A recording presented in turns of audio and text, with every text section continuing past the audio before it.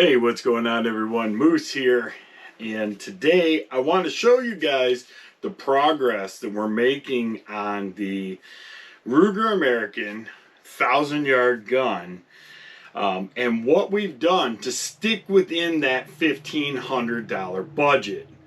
And you are not going to want to miss this. Stick around.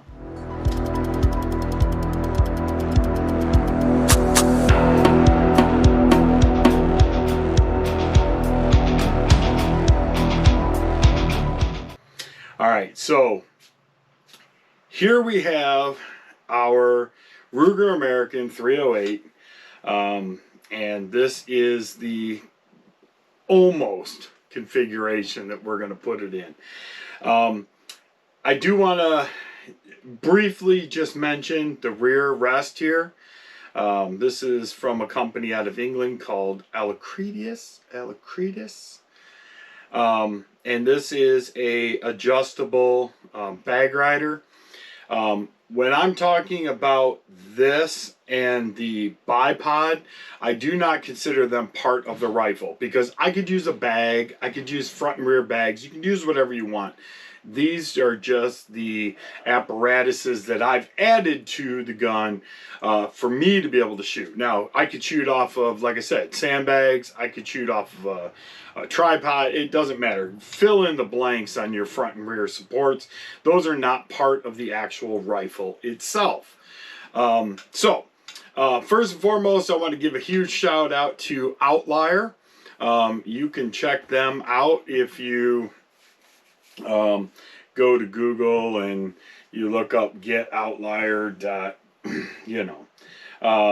but this is a company that is affiliated with Arken, and they were kind enough to send me a chassis for my gun.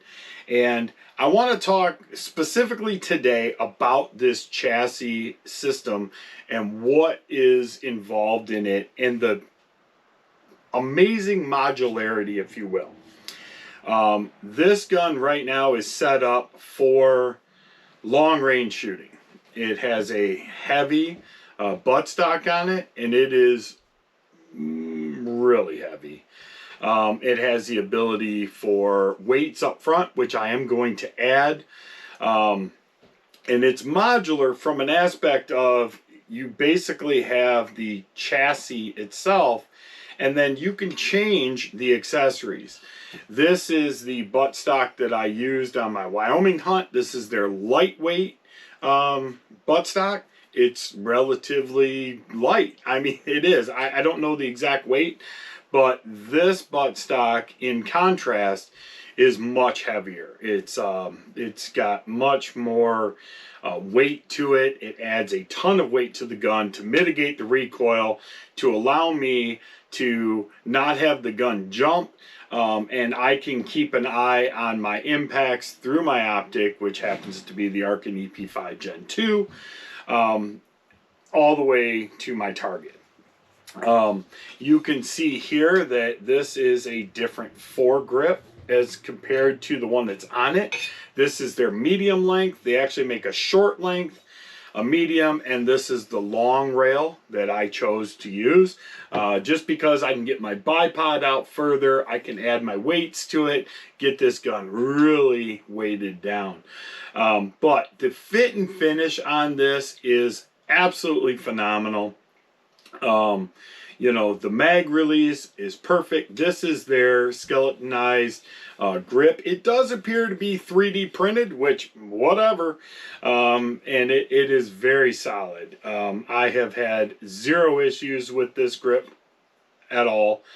The cheek piece appears to be 3D printed as well, and is adjustable for cant and up and down position, so you have a lot of modularity there. This buttstock, by loosening these screws, can be canted and extended as well, so you can get a little bit more of your length of pull. It's perfect. I run mine all the way in. It's just how I set the gun up. It is what it is. They have actually other parts that can go in the front that can hold your clip on for your your night vision or your thermal. At least I believe. Pretty sure. I'll have to get back to you on that. But I do know that this is solid, solid, solid. I have had zero issues. It fit my gun perfectly. Perfectly. Torquing my action screws. I have not had any issues. Obviously, yes, I did include some blue Loctite on all of my screws just to ensure that they stay in place. But this is the setup. Outlier is going to change the game for sure. Everything in total on this gun, from the optic to the action to the chassis, I am well under $1,500. Now, there is something else coming for the gun. I'm waiting for the manufacturer, Outlier, to complete it. And that is, I will be running a 26-inch bull barrel off of this. It is a 1-in-8 twist. And I know, I just said 1-in-8. And y'all went, what? You can't run 1-in-8 on a 308? Man, that's too fast. With today's ballistics, it is in fact not too fast. When I heard it, I was like, well, can't I get like a 1-in-10 or maybe a 1-in-12? And they're like, no, it's 1-in-8. And I immediately went to some of my friends that are legitimate snipers. And I said, is that going to be too fast? What do I need to do? Oh my gosh, blah, blah, blah. Do I need a heavier bullet? And they're like, no. They, in fact, informed me that with today's ballistics and the way that these bullets are now being made and bonded and things like that, they are going to be perfectly fine at 1-in-8 twist. So I'm really looking forward to that. That'll be the last change that I make to the gun, which is going to put us right about that $1,300 to $1,500 range. But we stayed within budget. And we got a chassis for it. We got a great optic, 7 to 35. This is going to be perfect for that long range. Do I need 7 to 35? No. I could have gotten away with 6 to 24, maybe even a little bit less. But having that extra magnification is really going to make it just that much better. To be able to see my impacts, see where I'm, shooting at, and my misses as well. This chassis did hold up incredibly well. I took this out to Wyoming for elk hunting. I leaned it up against rocks. I used it. I mean, I literally had my hand at one point on my optic. It was the other Arkin, but had my hand on the optic and used the gun up against a rock to stand myself up, and it held up perfectly fine. There was no issues whatsoever. Is that normal? No, probably not. But it is a testament to the solidity of how strong this system is, because it didn't move. I did, like I said, I Loctited all the bolts. There's actually 2 on the bottom, 2 on the sides. You can see it here and here, where this actually mounts to that. I have not mounted this one yet, but I have used this buttstock, which is still dirty from being out in Wyoming, and then I just added this. So we are going to get this thing out to the field. I know, it seems like, God, Moose, when are you going to get to it? Listen, we're getting there. I'm still waiting on that barrel. I want to make sure that we have all of the things in place before we start to do our 100-yard zero again. Right? Which is definitely something that we want to do. I'm hoping that I can still get away with these mounts because the gun's set up for these shorter mounts. These are actually medium height. But I'm hoping that my barrel still clears once I put the bull barrel on. I may lose my cap, which is not uncommon, and that's okay. I'm not stressing over that.